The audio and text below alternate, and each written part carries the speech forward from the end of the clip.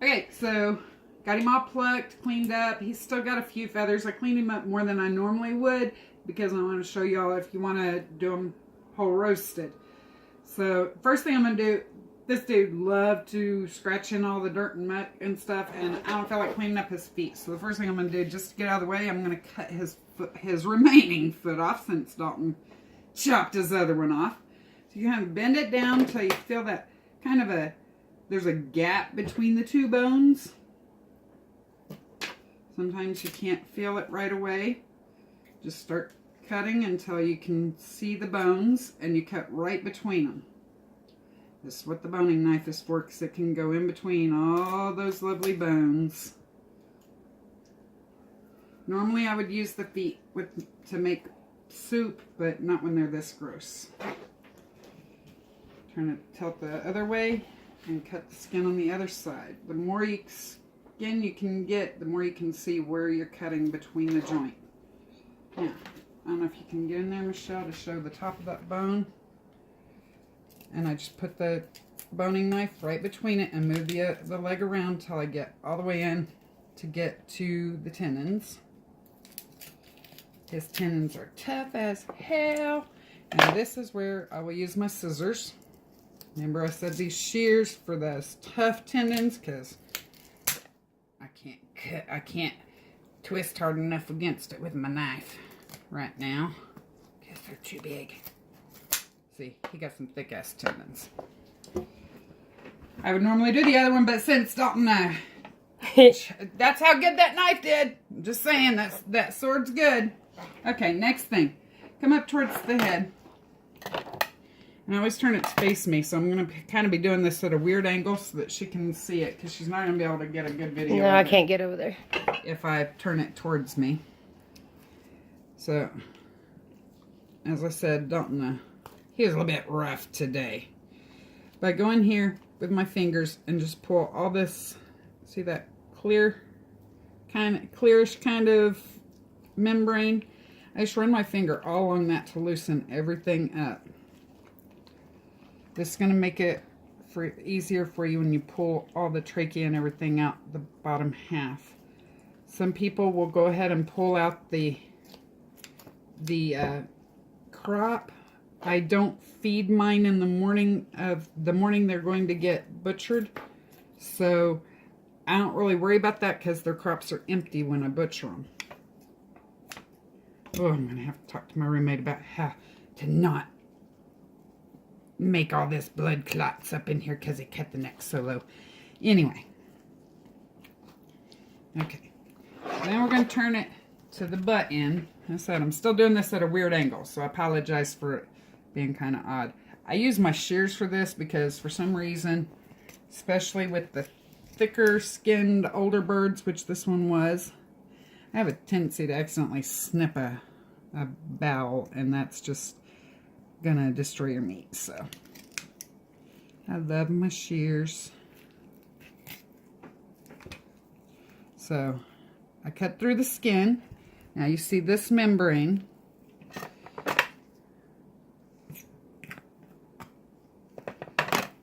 So at this point I want to keep it opened up as much as possible while I go around cutting down to both sides. That's going to let me see what I'm doing. I'm going to have to probably keep turning it to myself so I make sure I don't cut anything I shouldn't be cutting. But my phone was dying because it took so long to post the last video. So Michelle's kind of leashed right now. Yep. He's got a big old chunk of fat. He was such a fatty.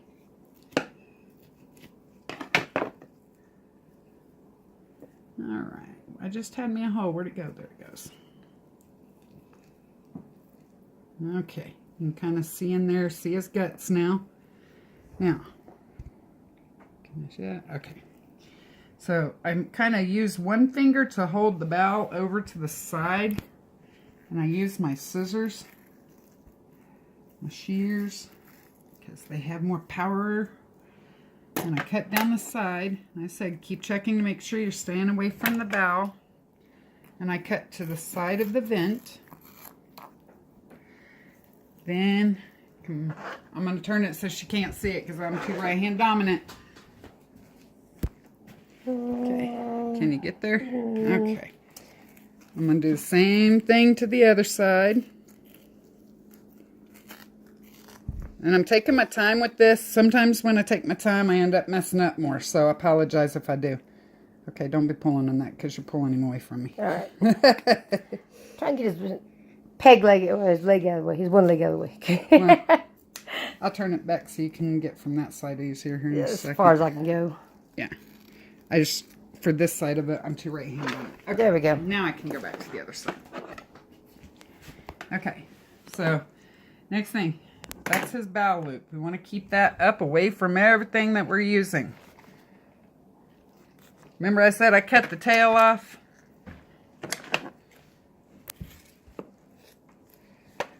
I'm going to, look at that. That thing sticking up right there, that's the preening gland. I do not like having that in my food, and rather than trying to cut it out, I just cut the whole tail off.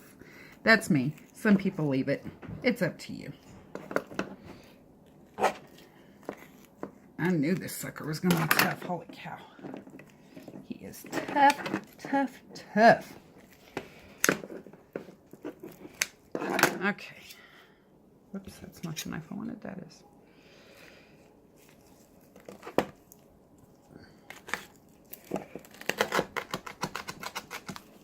And that's why I like that knife. So, now we got his bow sticking out. Still attached to his vent. And then I'm going to stick my hand inside of him. Right up at the ribs to start. I'm going to bring my hand down.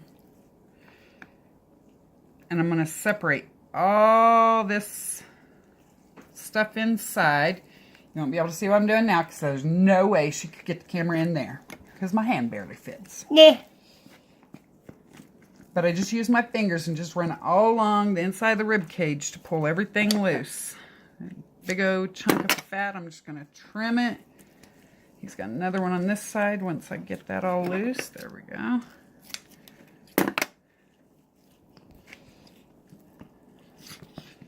So Sam was a white rock. He was intended to breed meat birds, but because he was so clumsy and injuring other birds, he had to go to the freezer because I got other roosters that do a better job without hurting the girls. So, my hand almost isn't long enough to reach up there.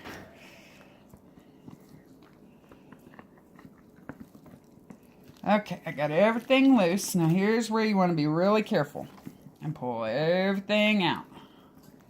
I try to get a hold of it as far to the top of the innards as possible.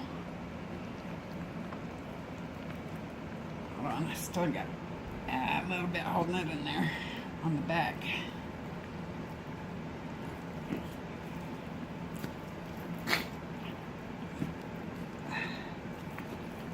Whew, his heart was huge. Now get a hold of the trachea and pull trachea and all out.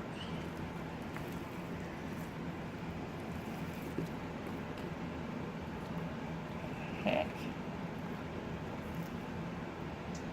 He had eaten some kind of bone. Because that was a little bone that came out of his crop. Okay, so I'm going to kind of push him to the side for a second. That's all his guts still attached to the vent because that's going to keep his poops from coming out. Some people eat the innards, some people don't. I personally can't stand them. I very gently pull them apart. I do. Liver and gizzards, yummy. I think they're gross. I think they're yummy. But what I do when Michelle's not here to eat them, I cook them up and give them to my dogs because my dogs fucking love that shit. So this is the liver right here. Which is my favorite. And I just very gently separate it all out. So we get down here to the bile duct. You do not want this leaking all over your food. It would be gross. And I kind of tilt it like that, and then I use my scissors and cut it out of the liver. because every other way I have tried, I have ended up perforating it. This fat covered mess right here is his gizzard.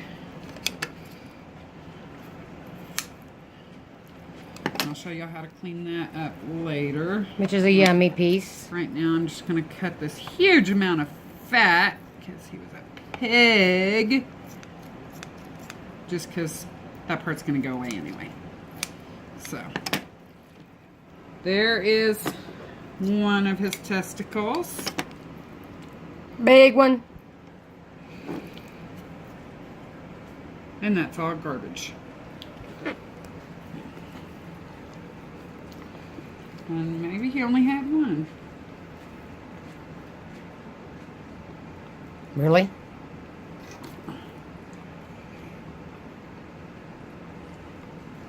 Right now I'm just cleaning up the inside. You will, if you run your hands the direction of the ribs,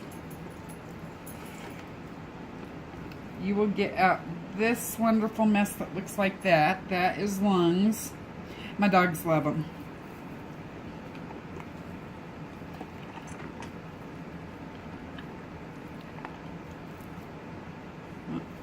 I thought I had a hold of that.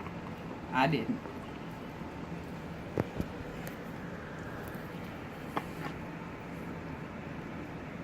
I did not get everything pulled out from up here because of another big old fat blob. Now, I like the neck for making stock, so I'm just going to cut the skin away from his neck. I'm trying to remember so you can see what I'm doing.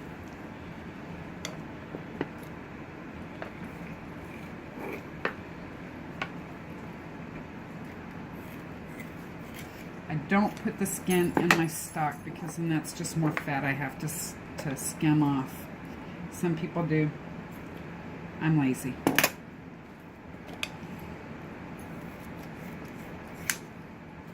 Telling you, good kitchen shears. Every kitchen should have at least one pair. I'm going to have to buy me a pair. Okay, so now I have his neck all loose. He's still got stuff holding on tight. Probably going to have to cut this into a few videos because Facebook is being a butt today with my videos loading speed. Okay, so I get it to there. Once again, my hand dandy ginormous knife, and I get it between a couple of vertebrae.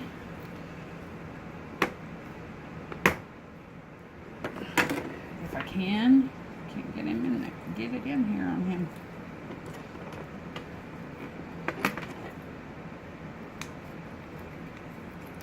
I'll just go get the tree loppers.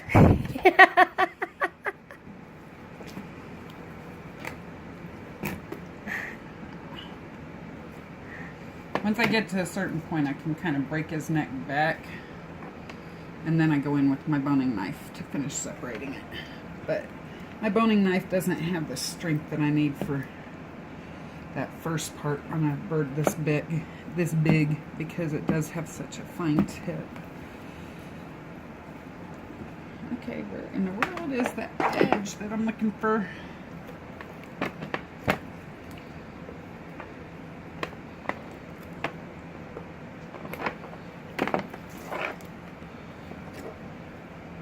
Now, younger birds are so much easier to do this with.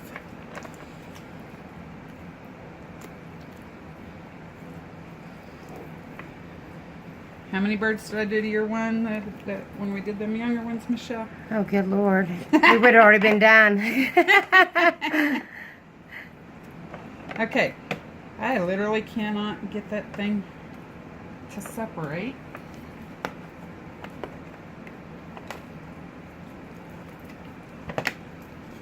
So I'm going to try to break it. Whew. He is tough in there. I'm saying, the shears. I might just leave it on for now. I'll just leave it attached for me to stick in the stock pot because I'm going to break him all the way down I'll go ahead and stop here on this video. At this point, you could just clean them up if you want to put them in the fridge whole. You could just wash and rinse them down, and you could package them whole if you want them having for roasting. I'll be back on another video to show you how to break them down even further.